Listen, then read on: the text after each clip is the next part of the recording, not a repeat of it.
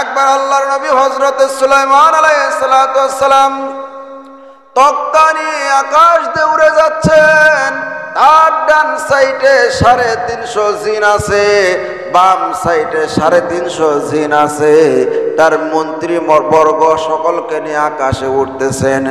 এমনি সময় নিচ থেকে একজন কৃষক মানুষ, সেই কৃষক এরকম ক্ষেতের মধ্যে থেকে আকাশের দিকে তাকায় দেখে হযরত সুলাইমান আলাইহিস সালাতু ওয়াস সালামের তক্তা আকাশ দিয়ে উড়ে যাইতেছে। এই দৃশ্য দেখার পরে লোকটা মনে মনে চিন্তা করলো, আহারে আল্লাহর নবী সুলাইমানকে আল্লাহ পাক এত কুদরত দান করেছেন, এত মুজিজা দান করেছেন। ইঞ্জিল লাগে না, মেশিন লাগে না, তেল লাগে না, মোবাইল লাগে না, কোনো কিছুই লাগে না, আকাশের মধ্যে তক্তা নিয়ে উঠতে পারেন। এই দৃশ্য দেখার পরে ওই কৃষকের মুখ থেকে বাহির হয়ে গিয়েছিল সুবহানাল্লাহ। কি বাহির হয়েছে বাবা? সুবহানাল্লাহ বাহির হয়েছে। আল্লাহ রাব্বুল আলামিন ওই কৃষক যে আস্তে সুবহানাল্লাহ বলেছে, এই কথাটা বাতাসের মধ্যে আল্লাহ পাক পাওয়ারফুল শক্তি দান করে এই সুবহানাল্লাহর আওয়াজটা হযরত সুলাইমান পয়গম্বরের কানের মধ্যে পৌঁছে যায়। হযরত সুলাইমান আলাইহিস সালাতু ওয়াস সালাম সঙ্গে সঙ্গে তক্তা নিয়ে নিচে নেমে আসে। আর ওই কৃষককে ডাক দে, বলে, কৃষক ভাই আপনি কি বলেছেন? বলে, হুজুর আমি তেমন তো কোনো কথা বলি নাই। বলে, আপনি কি বলেছেন আর একবার বলেন। বলে, হুজুর আপনি আকাশের মধ্যে তক্তা নিয়ে ইঞ্জিল ছাড়া, মেশিন ছাড়া আপনি উঠতেছেন। এই দৃশ্য দেখার পরে আল্লাহ পাকের পবিত্রতা ঘোষণা করে আমি সুবহানাল্লাহ বলেছি।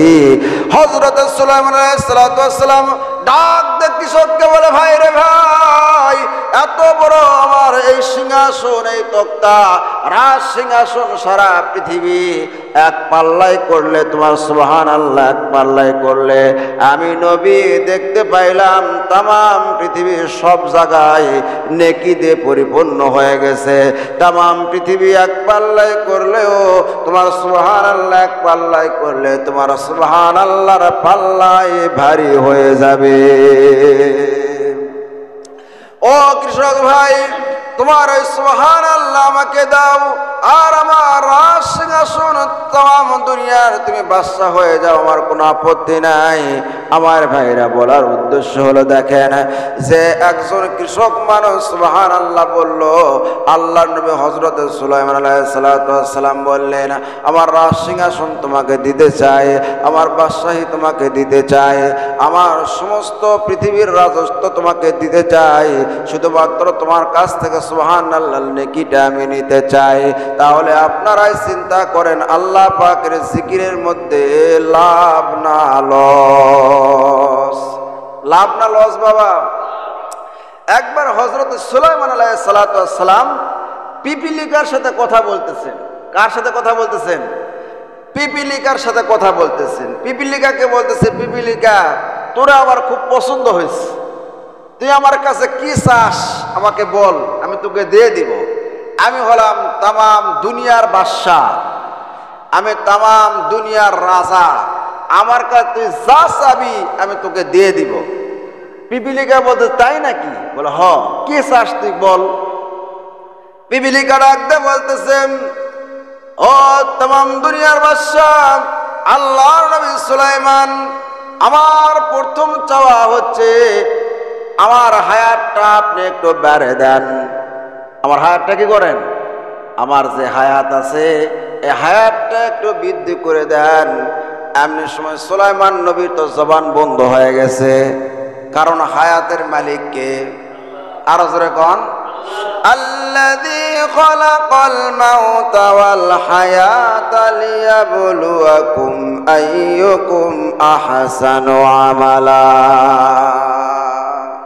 আমার ভাইয়েরা, হায়াত তো পৃথিবীর কোনো মানুষ বাড়ায় দিতে পারে না।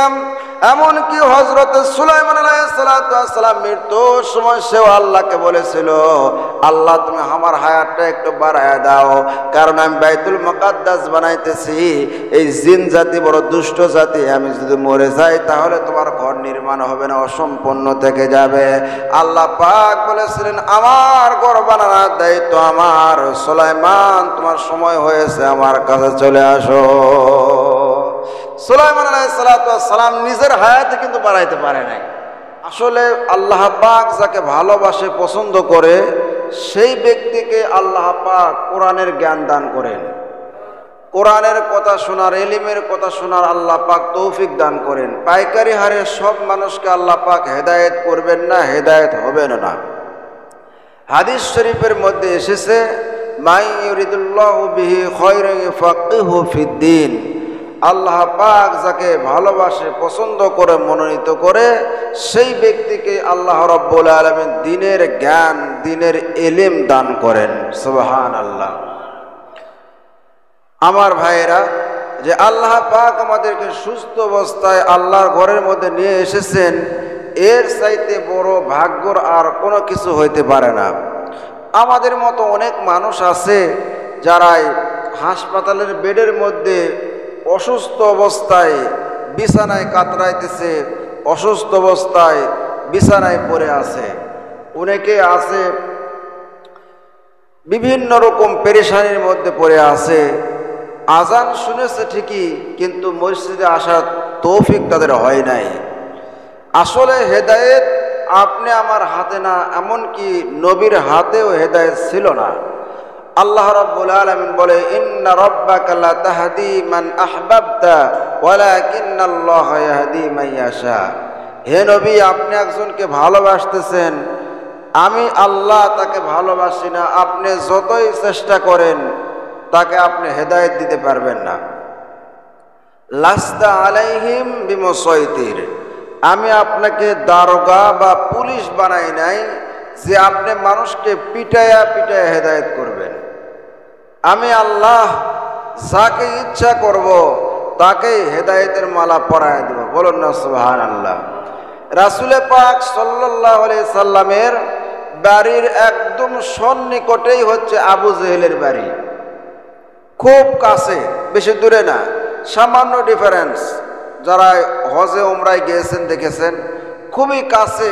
রসুলের বাড়ির থেকে যদি রসুল সাল্লাল্লাহু আলাইহি সাল্লাম দরজা খুলে মুখ বাহির করে, আবু জেহেল যদি দরজা খুলে মুখ বাহির করে, তাহলে দেখা যাবে। তাহলে কতটুকু ফাঁকে, খুব কাছাকাছি, ঠিক না? তারপরে কিন্তু আবু জেহেল হেদায়েত হয় নাই। আর সেই আফ্রিকার ইথিওপিয়া সেই কোথায়, সেই পারস্য কোথায়, সালমান ফার্সি চলে আসলেন। ইথিওপিয়া থেকে চলে আসলেন হযরতে বেলাল। আল্লাহ পাক তাদেরকে হেদায়েত দিলেন। বলুন না সুবহানাল্লাহ। একটু জোরে বলুন সুবহানাল্লাহ। আসলে আমরা মানুষ এমন কৃপণ হয়ে গেছি যে আল্লাহর নাম নিতে পর্যন্ত আমরা কৃপণতা করি।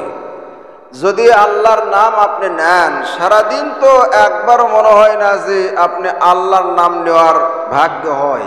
অনেকে আছে নাই, কিন্তু বেশিরভাগই দেখা যায় দুনিয়াবি কথাবার্তা, দুনিয়াবি কাজের মধ্যে সময় শেষ হয়ে যায়, আল্লাহর জিকির করার ভাগ্য হয় না। এখানে এসে বসেছেন, আল্লাহর নামের একটু তাসবিহ তাহলিল জিকির আজকার করলেন, আপনার লাভ না লস? আরো জোরে বলেন। হাদিস শরীফের মধ্যে এসেছে, যে ব্যক্তি আল্লাহর জিকির করে তার জিহ্বাটাকে তরু তাজা রাখবে, আল্লাহ রাব্বুল আলামিনের নবী বলেন তার জিহ্বাটা, তার জবানটা এমন তরু তাজা হয়ে থাকবে, মৃত্যুর সময় আল্লাহ রাব্বুল আলামিন ওই জবানের মধ্যে কালেমা নসিব করে দিবেন। আর যে ব্যক্তির শেষ কালেমা হবে লা ইলাহা ইল্লাল্লাহু মুহাম্মাদুর রাসূলুল্লাহ। হাদিস শরীফের মধ্যে এসেছে, মান ক্বালা লা ইলাহা ইল্লাল্লাহ ফাদাখালাহুল্লাহুল জান্নাহ। যে ব্যক্তির শেষ কালেমা হবে লা ইলাহা ইল্লাল্লাহ, ওই ব্যক্তির মরতে দেরি হবে, আল্লাহর জান্নাতে যাইতে দেরি হবে না। সুতরাং ভাইরা, আল্লাহর নামের জিকির করে, আল্লাহর তাসবিহ তাহলিল জিকির আজকার করে জিহ্বাটাকে তরুতাজা রাখতে হবে। আপনারা নাম শুনেছেন, সারা পৃথিবী শাসন করেছে মুসলমান দুইজন বাদশা এবং ইহুদি অর্থাৎ কাফের দুইজন বাদশা। মুসলমান দুইজন বাদশার মধ্যে একজন বাদশার নাম হচ্ছে হযরত সুলাইমান আলাইহিস সালাম। সুলাইমান আলাইহিস সালামকে আল্লাহ রাব্বুল আলামিন এতটাই মুজিজা দান করেছিলেন, তার একটা বিশাল বড় তক্তা ছিল। সেই তক্তের উপরে ইঞ্জিল নাই, মেশিন নাই, মোবাইল তাল কোনো কিছুই লাগে না।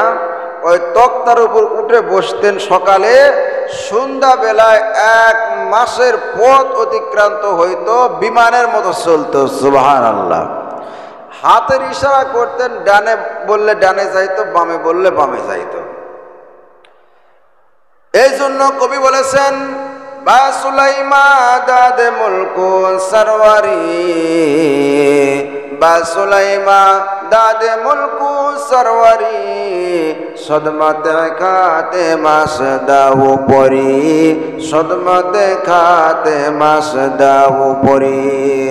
হযরত সুলাইমান আলাইহিস সালামকে আল্লাহ রাব্বুল আলামিন সারা পৃথিবীর বাদশাহী দান করেছিলেন। শুধু তাই নয়, আল্লাহ পাক তার হাতের মধ্যে একটা কুদরতি আংটি দান করেছিলেন। ওই কুদরতি আংটি হাতে দেওয়ার সঙ্গে সঙ্গে জিন পরি দাও দস্য পশু পক্ষী থেকে শুরু করে সমস্ত জীব জানোয়ারের কথা সে বুঝতে বলেন না সুবহানাল্লাহ। একবার আল্লাহর নবী হযরত সুলাইমান আলাইহিস সালাম তক্তা নিয়ে আকাশ দিয়ে উড়ে যাচ্ছেন। তার ডান সাইডে 350 জিন আছে, বাম সাইডে 350 জিন আছে। তার মন্ত্রী বর্গ সকলকে নিয়ে আকাশে উঠতেছেন। এমনি সময় নিচ থেকে একজন কৃষক মানুষ, সেই কৃষক এরকম ক্ষেতের মধ্যে থেকে আকাশের দিকে তাকায় দেখে হযরত সুলাইমান আলাইহিস সালামের তক্তা আকাশ দিয়ে উড়ে যাইতেছে। এই দৃশ্য দেখার পরে লোকটা মনে মনে চিন্তা করলো, আহারে আল্লাহর নবী সুলাইমানকে আল্লাহ পাক এত কুদরত দান করেছেন, এত মুজিজা দান করেছেন। ইঞ্জিল লাগে না, মেশিন লাগে না, তেল লাগে না, মোবাইল লাগে না, কোনো কিছুই লাগে না, আকাশের মধ্যে তক্তা নিয়ে উঠতে পারেন। এই দৃশ্য দেখার পরে ওই কৃষকের মুখ থেকে বাহির হয়ে গিয়েছিল সুবহানাল্লাহ। কি বাহির হয়েছে বাবা? সুবহানাল্লাহ বাহির হয়েছে। আল্লাহ রাব্বুল আলামিন ওই কৃষক যে আস্তে সুবহানাল্লাহ বলেছে, এই কথাটা বাতাসের মধ্যে আল্লাহ পাক পাওয়ারফুল শক্তি দান করে এই সুবহানাল্লাহর আওয়াজটা হযরত সুলাইমান পয়গম্বরের কানের মধ্যে পৌঁছে যায়। হযরত সুলাইমান আলাইহিস সালাম সঙ্গে সঙ্গে তক্তা নিয়ে নিচে নেমে আসে, আর ওই কৃষককে ডাক দে, বলে কৃষক ভাই আপনি কি বলেছেন? বলে হুজুর আমি তেমন তো কোনো কথা বলি নাই। বলে আপনি কি বলেছেন আর একবার বলেন। বলে হুজুর আপনি আকাশের মধ্যে তক্তা নিয়ে ইঞ্জিল ছাড়া মেশিন ছাড়া আপনি উঠতেছেন। এই দৃশ্য দেখার পরে আল্লাহ পাকের পবিত্রতা ঘোষণা করে আমি সুবহানাল্লাহ বলেছি। হযরত সুলাইমান আলাইহিস সালাম ডাক দে কৃষককে, বলে ভাই রে ভাই, এত বড় আমার এই সিংহাসন, এই তক্তা রাজ সিংহাসন সারা পৃথিবী এক পাল্লাই করলে, তোমার সুবহানাল্লাহ এক পাল্লাই করলে আমি নবী দেখতে পাইলাম তামাম পৃথিবীর সব জায়গায় নেকি দিয়ে পরিপূর্ণ হয়ে গেছে। তামাম পৃথিবী এক পাল্লাই করলেও তোমার সুবহানাল্লাহ এক পাল্লাই করলে তোমার সুবহানাল্লাহর পাল্লাই ভারী হয়ে যাবে। ও কৃষক ভাই, তোমার ওই সুবহানাল্লাহ আমাকে দাও, আর আমার রাজ সিংহাসন তাম দুনিয়ার তুমি বাদশা হয়ে যাও, আমার কোনো আপত্তি নাই। আমার ভাইরা বলার উদ্দেশ্য হলো, দেখেন যে একজন কৃষক মানুষ সুবহানাল্লাহ বলল, আল্লাহর নবী হযরত সুলাইমান আলাইহিস সালাম বললেন আমার রাজ সিংহাসন তোমাকে দিতে চাই, আমার বাদশাহী তোমাকে দিতে চাই, আমার সমস্ত পৃথিবীর রাজত্ব তোমাকে দিতে চাই, শুধুমাত্র তোমার কাছ থেকে সুবহানাল্লাহর নেকিটা আমি নিতে চাই। তাহলে আপনারাই চিন্তা করেন আল্লাহ পাকের জিকিরের মধ্যে লাভ না লস? লাভ না লস বাবা? একবার হযরত সুলাইমান আলাইহিস সালাম পিপিলিকার সাথে কথা বলতেছেন। কার সাথে কথা বলতেছেন? পিপিলিকার সাথে কথা বলতেছেন। পিপিলিকাকে বলতেছে, পিপিলিকা তোরা আমার খুব পছন্দ হয়েছে, তুই আমার কাছে কি চাস আমাকে বল, আমি তোকে দিয়ে দিব। আমি হলাম তামাম দুনিয়ার বাদশাহ, আমি তামাম দুনিয়ার রাজা, আমার কাছে তুই যা চাবি আমি তোকে দিয়ে দিব। পিপিলিকা বলতে তাই নাকি? বলে হ, কি চাস তুই বল। পিপিলিকা ডাকতে বলতেছেন, ও তামাম দুনিয়ার বাদশাহ আল্লাহর নবী সুলাইমান, আমার প্রথম চাওয়া হচ্ছে আমার হায়াতটা আপনি একটু বাড়ে দেন। আমার হায়াতটা কি করেন? আমার যে হায়াত আছে এই হায়াতটা একটু বৃদ্ধি করে দেন। এমনি সময় সুলাইমান নবীর তো জবান বন্ধ হয়ে গেছে, কারণ হায়াতের মালিককে। আরো জোরে কোন, আল্লাযী খালাকাল মাউতা ওয়াল হায়াতা লিয়াবলুয়াকুম আইয়ুকুম আহসানু আমালা। আমার ভাইয়েরা, হায়াত তো পৃথিবীর কোন মানুষ বাড়ায় দিতে পারে না। এমনকি হযরত সুলাইমান আলাইহিস সালাম মৃত্যুর সময় সেও আল্লাহকে বলেছিল, আল্লাহ তুমি আমার হায়াতটা একটু বাড়ায় দাও, কারণ আমি বাইতুল মুকাদ্দাস বানাইতেছি। এই জিন জাতি বড় দুষ্ট জাতি, আমি যদি মরে যাই তাহলে তোমার ঘর নির্মাণ হবে না, অসম্পূর্ণ থেকে যাবে। আল্লাহ পাক বলেছিলেন, আমার ঘর বানানোর দায়িত্ব আমার। সুলাইমান, তোমার সময় হয়েছে, আমার কাছে চলে আসো। সুলাইমান আলাইহিস সালাম নিজের হায়াতে কিন্তু বাড়াইতে পারে নাই। পিঁপড়াক বলছে যে, পিঁপড়া, আমি তামাম দুনিয়ার বাদশাহ, তোরে আমার খুব ভালো লাগছে, তুই কি চাস বল। বলে আমার হায়াত বাড়াই দেন। কই এটা তো আমি তো এটা পারবো না, এ বাদ দে, কি চাস। সেই সময় পিঁপড়িকে ডাক দিয়ে বলতেছেন, ও বাদশাহ সুলাইমান, তাহলে আমার রিজিক বৃদ্ধি করে দেন।